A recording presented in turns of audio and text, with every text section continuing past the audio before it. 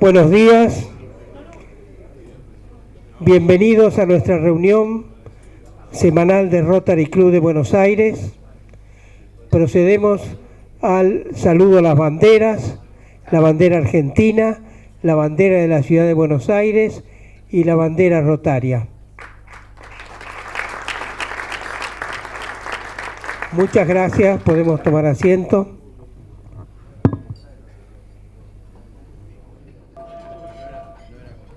Invitamos a Guillermo Combal, nuestro secretario honorario, a que nos brinde el informe de secretaría.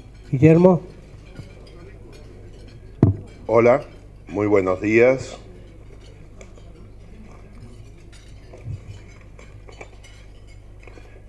Informe de Secretaría del 3 de agosto del 2022. Señoras, invitados especiales, amigos rotarios, muy buenos días. Preside la reunión del 3 de agosto bajo formato dual el doctor Jorge Grimpel. Lo acompañamos en esta mesa cabecera el orador de la fecha, el doctor Miguel Kigel, a quien le damos una muy cordial bienvenida.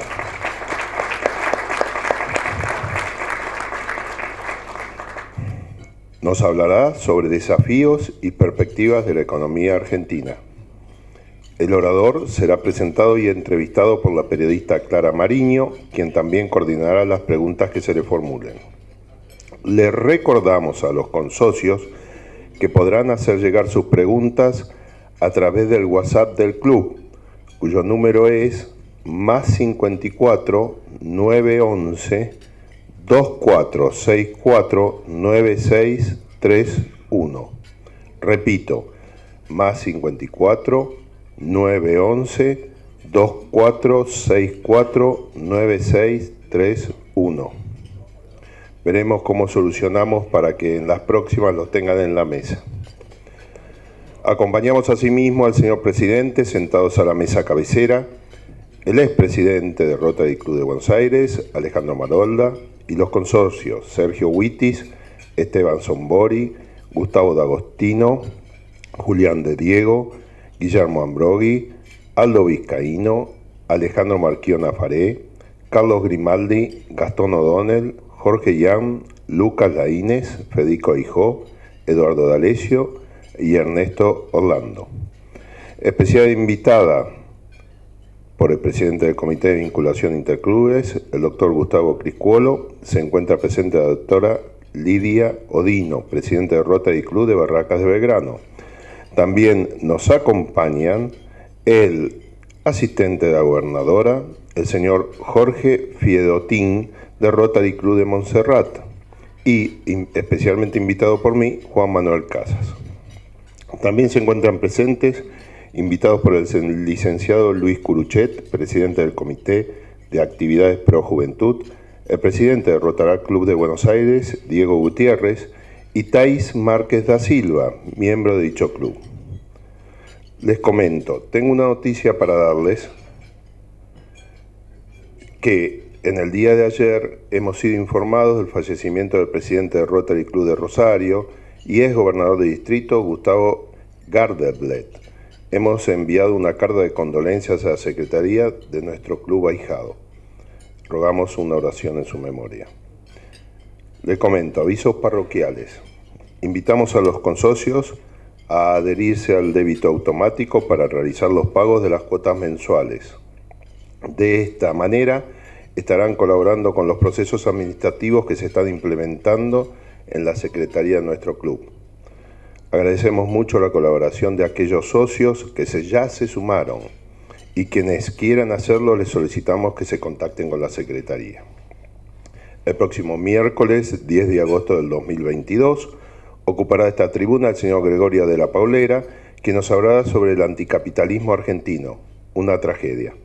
A todos ustedes, muchas gracias por acompañarnos y sean muy bienvenidos al Rotary Club de Buenos Aires.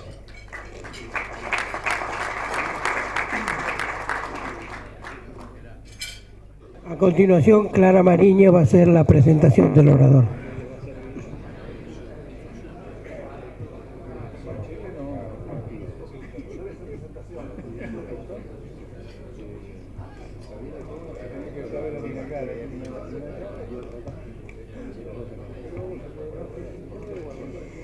Nuestro orador de hoy, el doctor Miguel Kigel, es director ejecutivo de Econ News, es asesor económico y financiero de empresas, organizaciones internacionales y gobiernos, asesor académico de FIEL y realiza tareas docentes y de investigación en la Universidad de Itela. Fue subsecretario de Financiamiento y jefe de asesores en el Ministerio de Economía, economista principal del Banco Mundial, presidente del Banco Hipotecario y profesor del SEMA y de la Universidad de Maryland. Escribió además, junto a Sebastián Kigel, un libro rigurosamente actual, cuyo título es Las crisis económicas argentinas, una historia de ajustes y desajustes. Doctor Kigel, un placer escucharlo.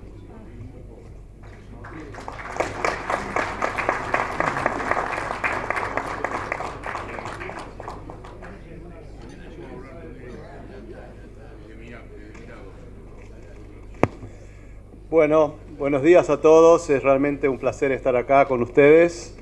Y cada vez que yo vengo a un Rotary, le hago un homenaje a mi papá, que fue durante mucho tiempo presidente, bueno, con alternancias, presidente del Rotary de Montserrat.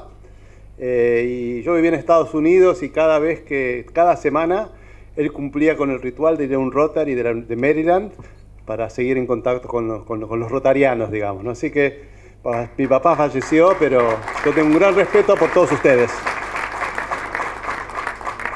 Bueno, hablando un poco más, estos son tiempos interesantes. En la mesa me preguntaban qué vas a decir, la verdad no sé, pero qué tiempos interesantes han habido durante todos estos años, ha habido. O sea, esto es una más.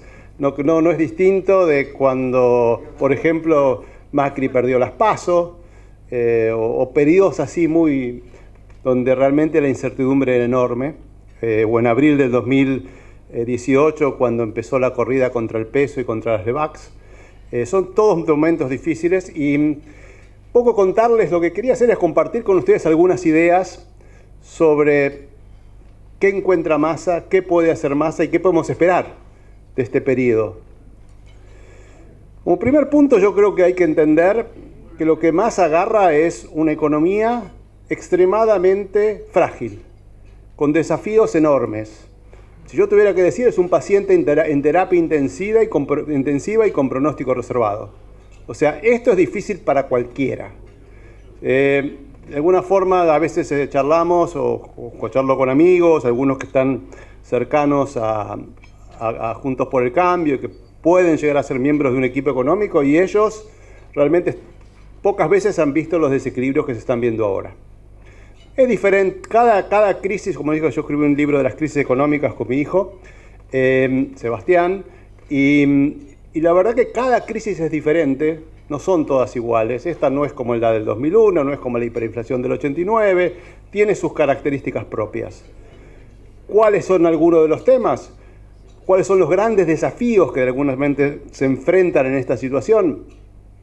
Primero, que es un país sin reservas. Sin reservas. No solamente sin reservas, sino con una dinámica que llega a que van a seguir cayendo las reservas. O sea, si no se hace nada, como esta política que le gusta al presidente de la cronoterapia, no soluciona los temas en Argentina. Si es algo, esto se va a seguir profundizando. Segundo tema grande que hay es, bueno, con las reservas viene el tema cambiario. Argentina tiene un atraso cambiario, tiene una brecha muy fuerte, muy grande. Y de 100%, ahora que cayó está en el 100%, había llegado como al 140%, y es un tema que realmente la economía no puede ser funcional con esa brecha. Sumémosle una inflación que este año va a rondar entre el 90 y el 100%, que son números impensados, digamos, a un año atrás, ni que hablemos de décadas, cuando el mundo de América Latina tiene inflaciones más cercanas, bueno, ahora que ha subido al 9, y en periodos más normales entre 4 y 5. O sea, estamos claramente en otra galaxia en este sentido, y ese es un problema que tiene que enfrentar. Un déficit fiscal muy grande que parece muy difícil de bajar, porque la carga impositiva es tremenda.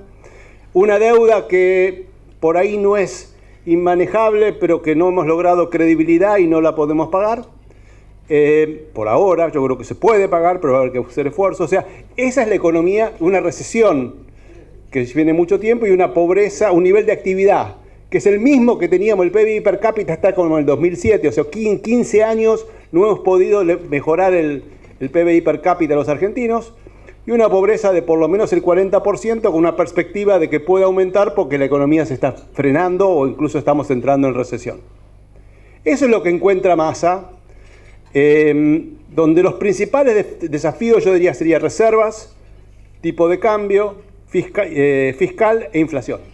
¿Cuál es el tema más urgente que encuentra? Las reservas, que siguen cayendo, como vamos a explicar por varias razones. Un tema es la energía, pero no es el único. Y entonces, ante una situación tan difícil, donde el gobierno perdía popularidad, donde se veía que todo se iba desmoronando, digamos, desde el punto de vista político y económico, de repente la solución que piensan como una salida es ponerlo a Massa. ¿Por qué Massa? Y bueno, porque Massa es una persona que, como se dice ahora, tiene volumen político. Es una persona que de alguna forma era parte del triunvirato donde se tomaban las decisiones. Entonces puede tener la capacidad de implementar cosas que otro político no puede implementar. Yo creo que eso es lo que se busca.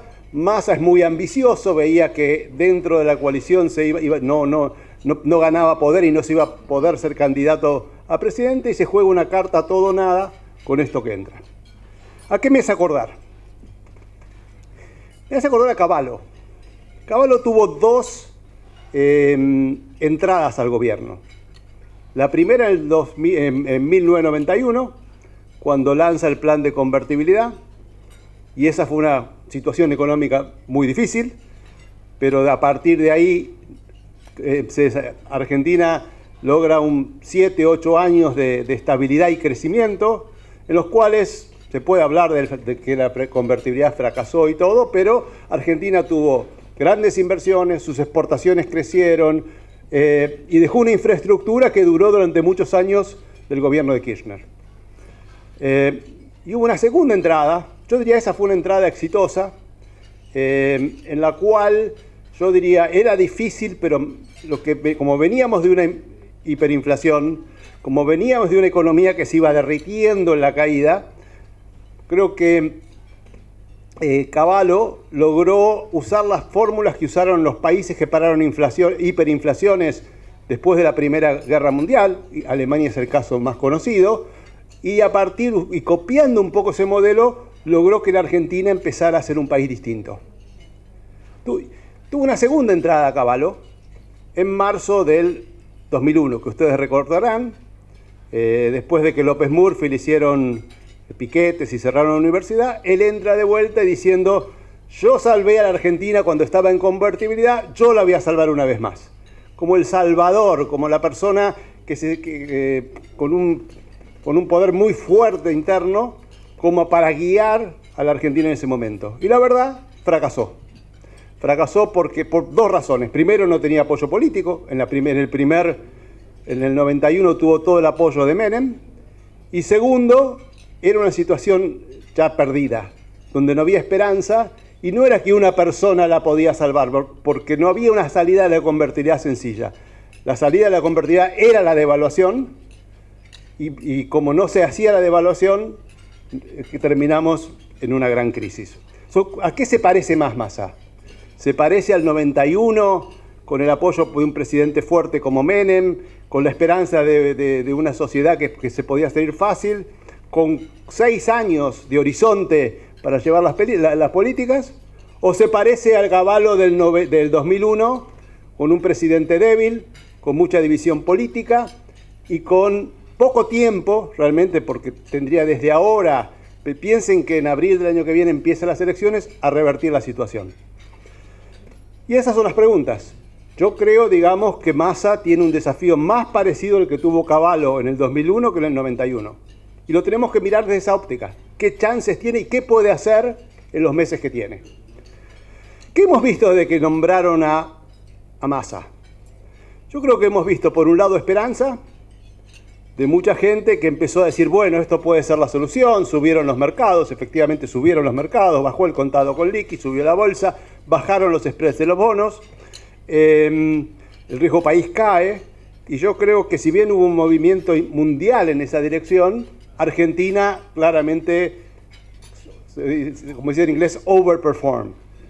Tuvo mayor mejora en los bonos, tuvo mejor performance de las acciones, y el contado con liqui bajó bastante más de lo que bajó, por ejemplo, el real. Ahora, ¿por qué nos esperanzamos o por qué mucha gente se esperanzó? Justamente porque vio a Massa con volumen político y con ideas. Ahora lo que tenemos que ver es cómo va a enfrentar tres temas centrales. Uno, las reservas y el tipo de cambio, digamos. Dos, la inflación. Tres, el déficit fiscal. No necesariamente en ese orden. Para ver un poco, digamos, qué estamos viendo, qué podemos esperar y cuáles serían las soluciones. Antes de decir eso, yo creo que para dar vuelta a esta economía, para realmente pasar de una situación de alta inflación, brecha, todo lo que les dije, alto riesgo país, lo que hace falta es un cambio de régimen. Lo que en la economía se conoce como un cambio de régimen, que es lo que hizo Alemania después de la Segunda Guerra Mundial y lo que hicieron muchos países para empezar a encontrar un nuevo rumbo, como puede haber sido Brasil a partir del Plan Real.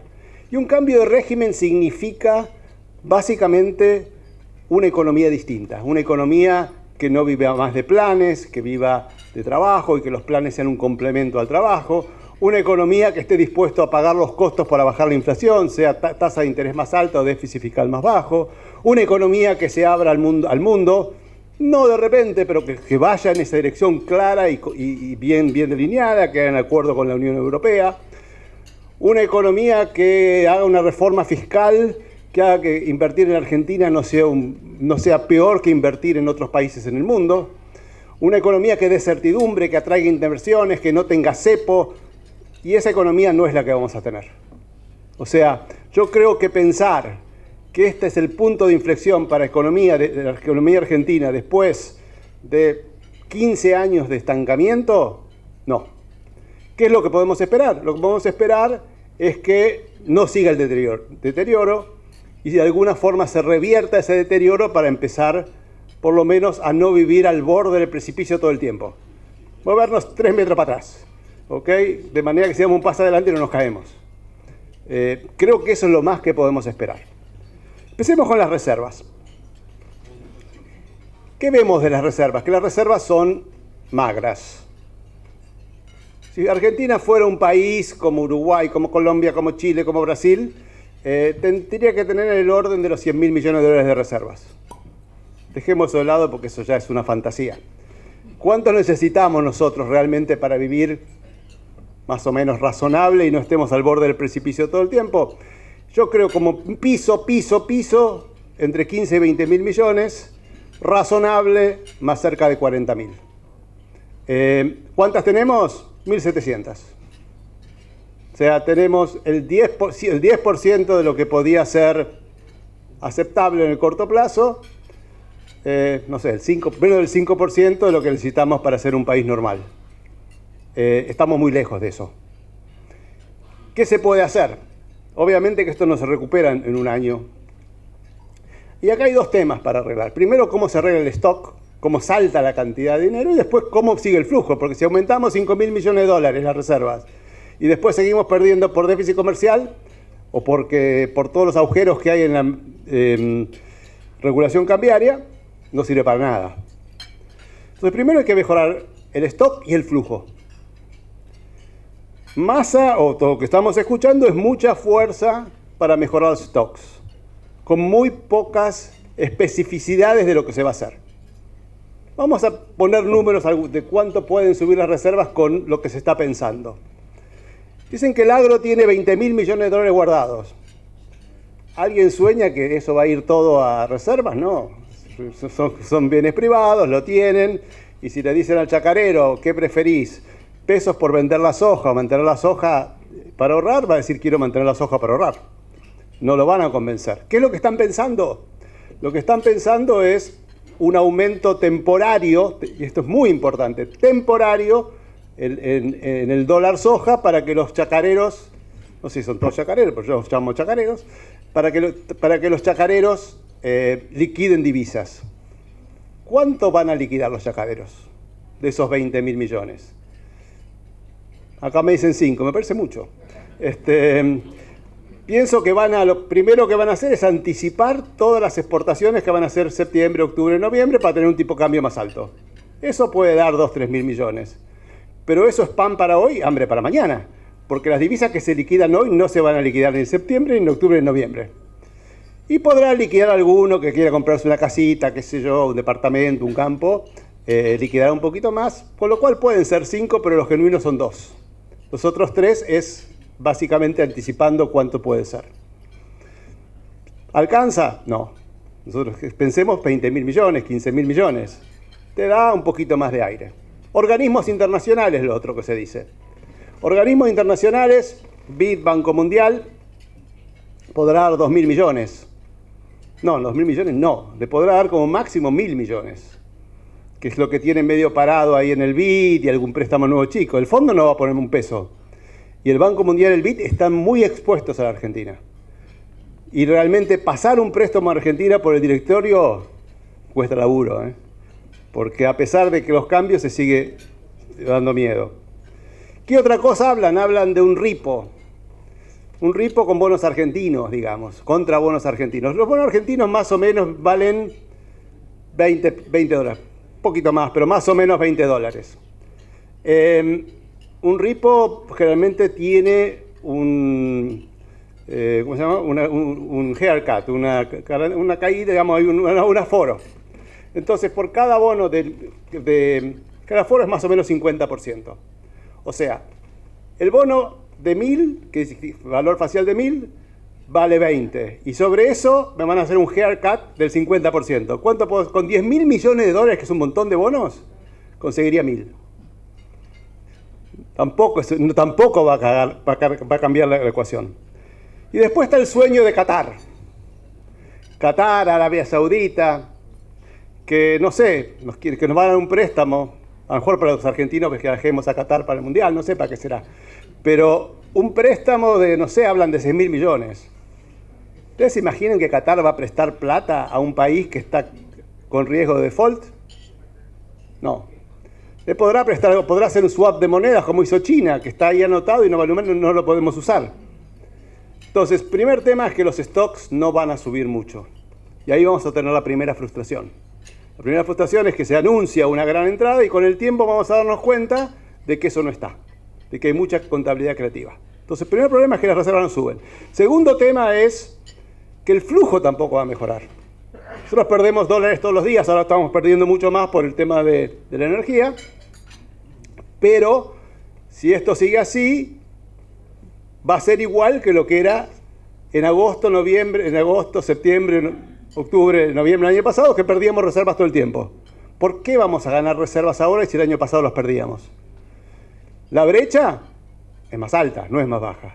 El tipo de cambio está tan o más atrasado que lo que estaba en octubre del año pasado. Entonces, ¿qué me hace pensar? Si no devalúan, si no desdoblan, si no hacen algo más sustancioso, que las reservas van a empezar a subir.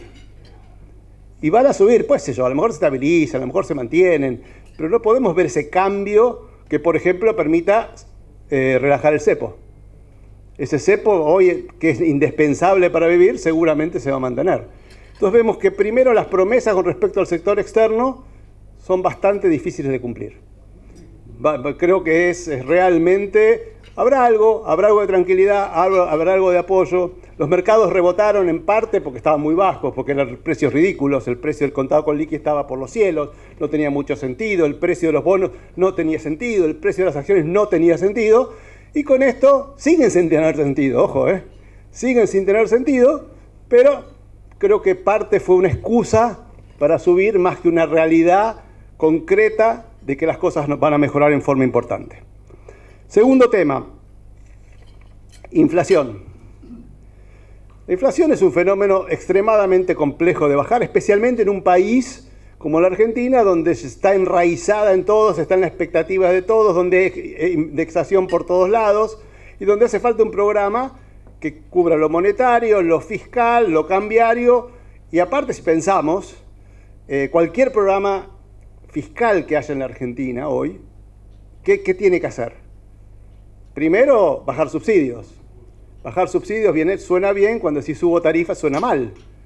Entonces, ¿eso qué le hace? Subir tarifas que levanta la inflación, no la baja, al menos temporariamente.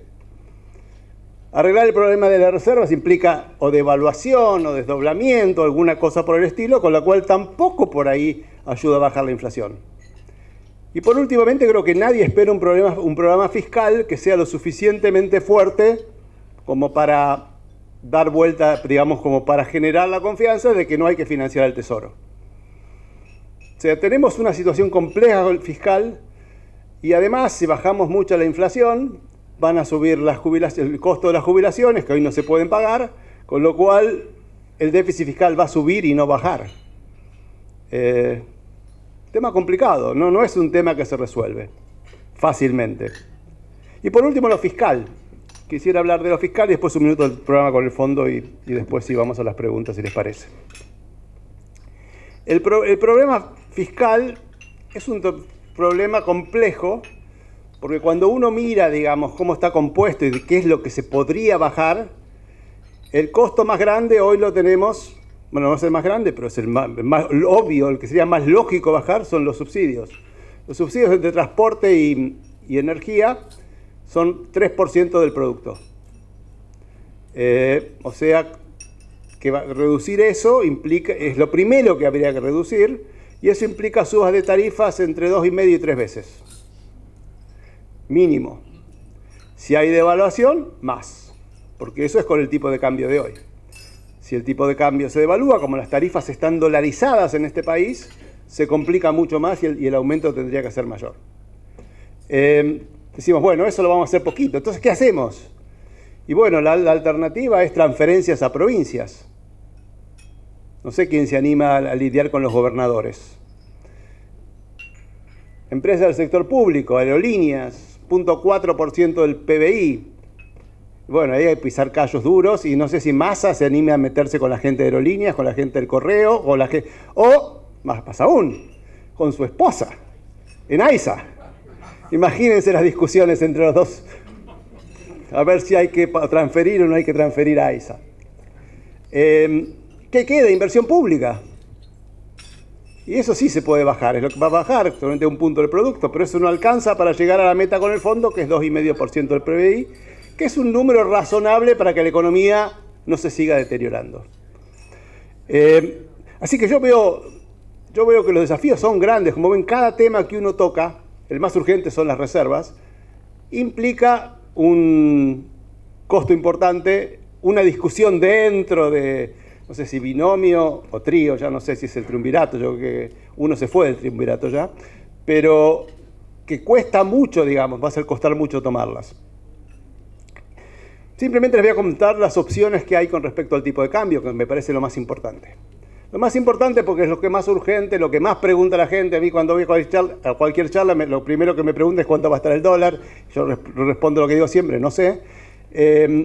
Y el tipo de cambio, ¿qué se puede hacer?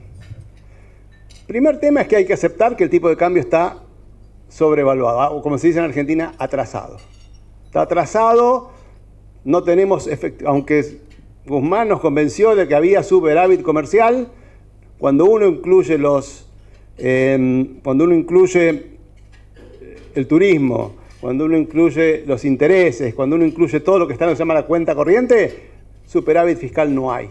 Argentina tiene que tener el superávit comercial. En realidad es superávit en la cuenta corriente, que es más amplio que el comercial. El comercial son simplemente bienes que se exportan, pero lo que uno mira para ver cuánto acumula reservas, tiene que mirar lo que se llama el superávit o de déficit de la cuenta corriente, que incluye intereses, que incluye turismo, que incluye pago de fletes, todas cosas que son más bien servicios o intereses. Ahí no tenemos superávit. Y Argentina, para acumular los valores que yo le dije de reservas, necesita un superávit, como dirían mexicanos, machazo, de por lo menos 1,5% del producto, y para eso no es el tipo de cambio que tenemos hoy. Tampoco sería un tipo de cambio de equilibrio de largo plazo, que podríamos decir está en 160, 170, 180, podemos discutirlo. Necesita un tipo de cambio más alto todavía. Más alto porque en circunstancias normales, cuando la economía está bien, cuando no hay tormenta, uno puede tener un tipo de cambio atrasado. Pero cuando no hay un dólar, Cuando hay tormenta, cuando el país solamente genera desconfianza, hace falta un tipo de cambio súper alto. Así salimos de la crisis del 2001, así salimos de la crisis del 99, en el 2091, con tipo de cambio muy alto. Ese tipo de cambio muy alto, yo no lo doy en general en público, pero se los cuento a ustedes. Para mí tiene que estar más cerca de 2.20, 2.30, no los números de 3.50 que había, no en 130 como está ahora. Estamos en un tipo de cambio mucho más alto, de nuevo, porque es un tipo de cambio de un país que está en problemas, y los países que están en problemas necesitan un tipo de cambio más alto, por lo menos por un tiempo, no digo para siempre, por un tiempo, que los países que están en equilibrio. ¿Y cómo vamos a llegar a ese tipo de cambio? Obviamente no se va a devaluar, no va a ser inmediato, y por lo tanto, como no vamos a ir a ese tipo de cambio, seguiremos con cepo. Con cepo que se puede aliviar un poco con algo de devaluación oficial, que tiene el riesgo que aumenta la inflación, y con algo de desdoblamiento, como ya están probando para el agro y que es para algunas cosas, que empieza como transitorio. Yo creo que va a haber un segundo tipo de cambio antes de 3 meses. No sé cuándo, porque nadie lo sabe, pero va a haber un segundo tipo de cambio, que se llamaremos financiero, turista o qué sé yo. Ahí me están empezando a perseguir ya, pero voy a decir una cosa más nada más. Argentina tiene un programa con el fondo. Argentina va a incumplir todas las metas. Todas las metas de un programa que era excesivamente light para cualquier estándar. Es un programa que tiene una meta fiscal poco ambiciosa, es un programa que que básicamente no tiene meta de tipo de cambio, es un programa que no trata de bajar la inflación, es un programa que no parece del fondo, pero es del fondo. Sirve para la pregunta que yo me hago muchas veces, es sirve para algo. Tener un programa light, que no lo vamos a cumplir, ¿para qué queremos el programa? Y la respuesta yo creo que sí. Creo que sí sirve, porque por lo menos le pone límites al desbarajuste. Vamos a hacer así.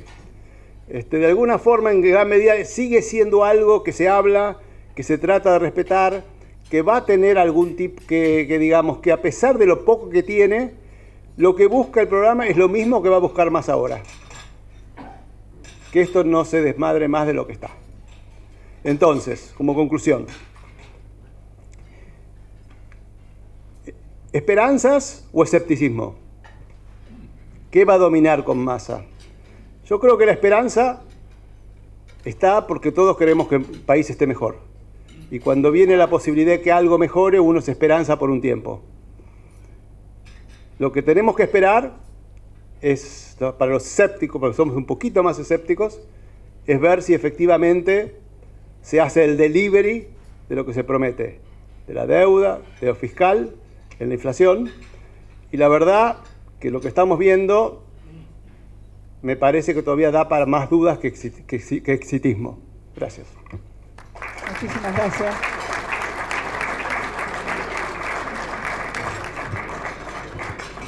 ¿Se escucha? Ahora sí. Doctor Kigel, muchísimas gracias. Primera pregunta. ¿Qué señales debería dar hoy Sergio Massa desde el punto de vista fiscal para generar alguna credibilidad? Generar credibilidad es difícil y lleva tiempo. Gracias. No hay un manual de cómo generar credibilidad. Ojalá lo hubiera, que nos solucionaría muchos problemas. Yo creo que acá la parte fiscal, como en todo, yo creo que lo que vamos a estar mirando es si hay medidas que le duelen a Cristina. Así lo debe definir.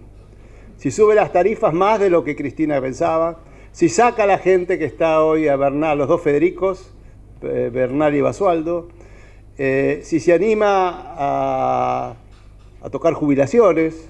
O sea, sabemos lo que hay que hacer, todo el mundo sabe lo que hay que hacer, lo difícil es hacerlo. Y también lo que tenemos que ver es un poco cómo se va a terminar de formar el equipo económico de Massa, por lo menos hasta hace un rato no estaba, y donde no hay ningún macroeconomista. Es más, a los economistas que les pidió, descolgaron el celular, se fueron a esquiar a Chile, no sé, desaparecieron, no están. Y creo que eso es un tema importante y creo que para mí el tema es generar credibilidad en todas las áreas, en la cambiaria, y para eso significa, como yo digo, pisar callos, tomar medidas impopulares. Ahí vamos a medir y ahí vamos a saber realmente si esto es si podemos ser tal vez esperanzados o escépticos. Esta es una pregunta que me han hecho llegar. ¿Cree usted que podrían utilizar los ahorros en dólares de los ahorristas locales? No, yo creo que no. Yo creo que hasta ahora no lo digamos, creo que eso es para perder las elecciones del 2023. Porque todos recuerdan lo que fue el corralito de dólares, lo que implicó cacerolazos, manifestaciones, la calle, la gente. Yo creo que eso lo van a evitar a toda costa. A ver, la necesidad tiene cara de hereje, pero creo que en ese camino no van a ir. Fue muy costoso y eso lo aprendieron. Me parece más probable que saquen el dólar ahorro, que hagan un dólar turista, a que vayan en esa dirección. Doctor Kigel, usted algo ha mencionado hace unos minutos. ¿Qué evaluación hace del equipo económico que va a acompañar a Massa? A ver, hay algunos técnicos que conocen mucho. Secretario de Presupuesto va a ser, o subsecretario de Presupuesto va a ser Carlos Domper, que es un tipo que tiene muchísimo oficio, yo lo conozco, trabajó con Menem, con todos. Estuvo con Prat Guy, tiene mucho oficio.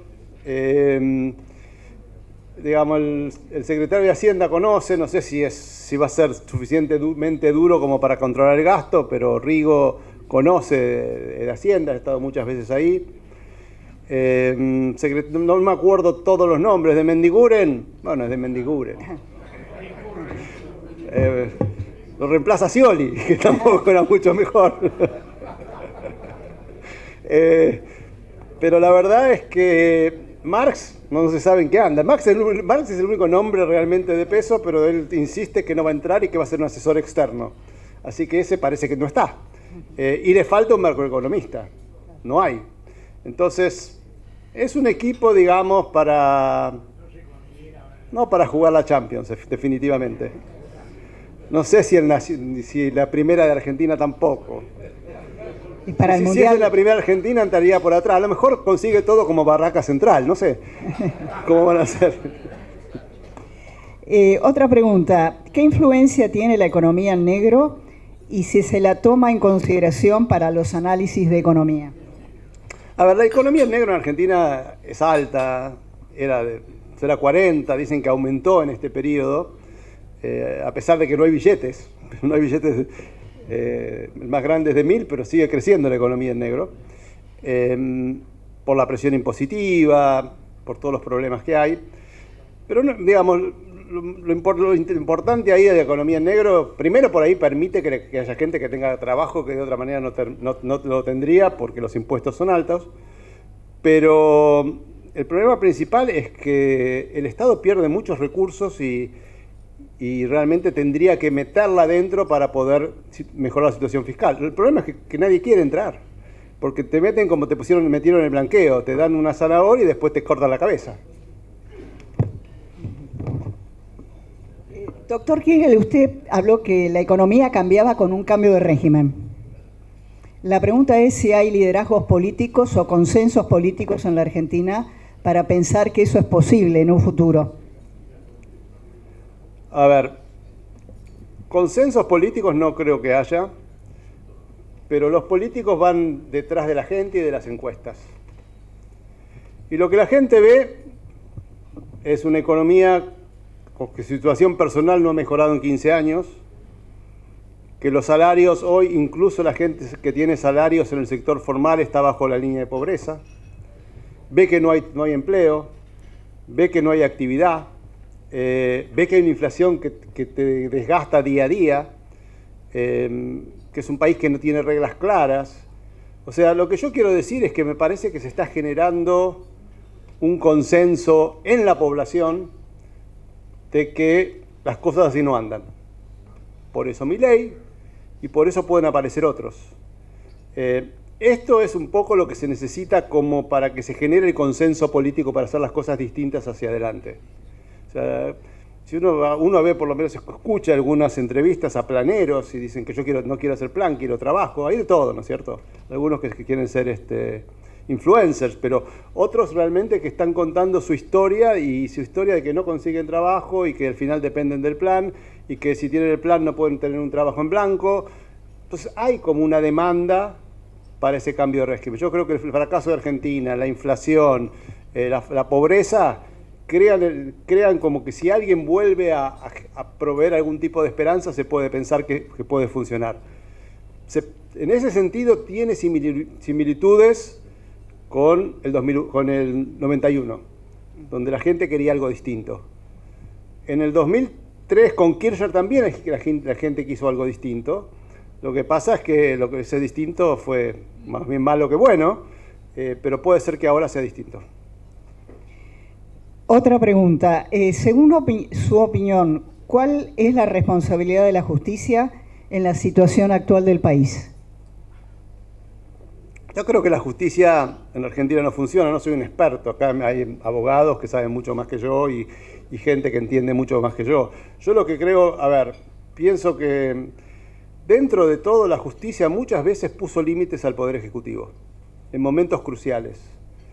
Con la reelección, con muchos temas así que fueron, es lenta, la corrupción no se arregla, lleva tiempo, sabemos que hay corrupción, pero a mí me parece que el problema pasa más por lo político que por el Poder Judicial acá. Yo creo que con consenso político la justicia se alinea, hoy no hay. La inacción de nuestra generación, dice otra pregunta, ¿es nuestra responsabilidad o es un plan del populismo para tener un pueblo pobre e ignorante? Qué pregunta, Dios mío. ¿Qué quiere decir inacción? No me queda tan claro qué es la inacción de la gente hoy. Argentina es un país democrático. No creo que estemos yendo al comunismo. El comunismo acá no tiene mucha fuerza. Acá lo que tenemos es peronismo. No tenemos comunismo. No me parece, digamos, que hoy el modelo de los argentinos sea Venezuela, por ejemplo. Sí era para algunos políticos no estar muy lejos, estar ahí, pero no veo que ese sea el modelo al que estamos yendo. Acá todavía, digamos, tenemos una clase media importante, no tenemos militares como había en Venezuela. Entonces, me da la impresión de que no vamos en esa dirección y que todavía en el 2015 ganó Macri y en el 2023 puede ganar alguien de la oposición, o también quiero que gane alguien de la oposición, pero no veo esa situación. Puede ser que marginalmente en algunos sectores haya esa fuerza, pero todavía no, es muy minoritario en la Argentina. ¿La oposición tiene programa? Tiene ideas. Yo diría, si la oposición tiene programas. Primero, no se puede hacer un programa tan lejos de las elecciones.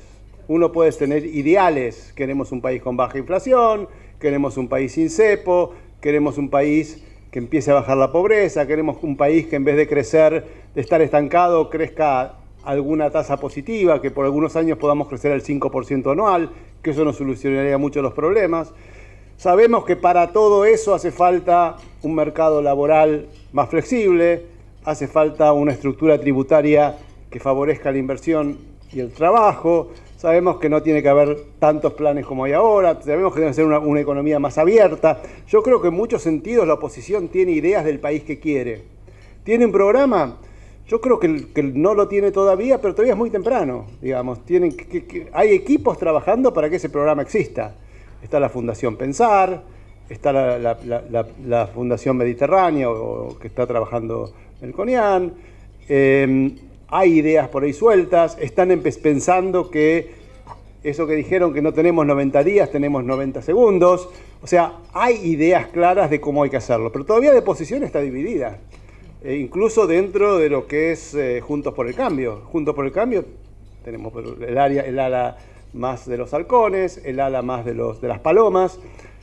Tenemos a Milei dando vueltas por ahí. Hay que esperar un poco más, pero yo pienso, una cosa que me parece muy importante, es que la oposición aprendió de los errores que se han hecho en el gobierno de Macri, de no ir mucho más a fondo con reformas estructurales, de no tener una coalición política, por lo menos no de gobierno, pero sí para gobernar durante un tiempo, y que hay medidas que hay que tomar de entrada. Medidas que son difíciles, pero que hay que tomarlas. En ese sentido, yo soy mucho más optimista que las cosas pueden cambiar. Falta todavía mucho tiempo en la Argentina.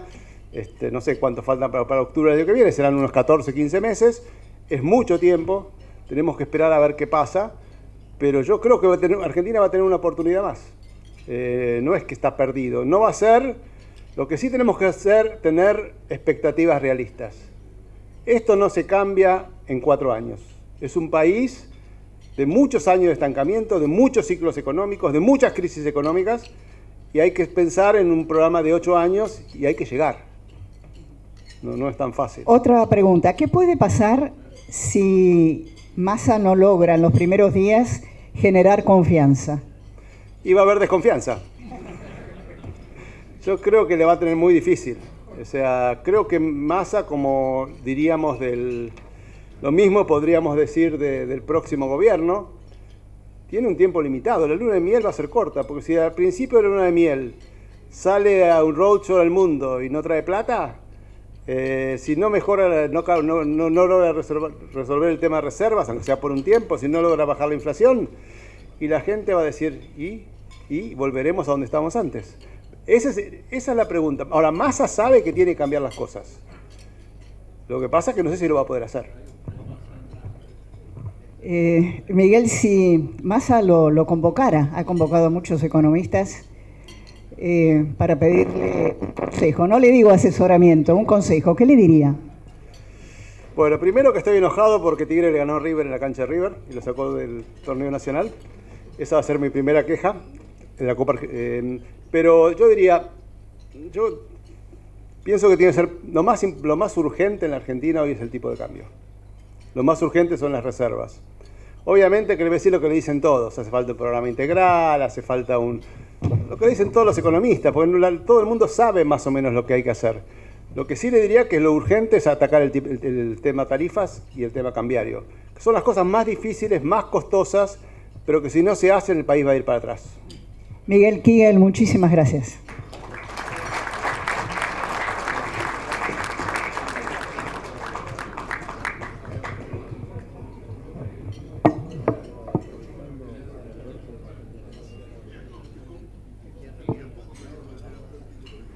Bueno, agradecemos al doctor Kigel por el fino análisis de la realidad y por darnos una ventanita de esperanza para el futuro que tratamos de no perderla. Muchas gracias, doctor. Vamos a entregarle al doctor Kigel como testimonio de su paso por nuestro club, nuestro libro del centenario.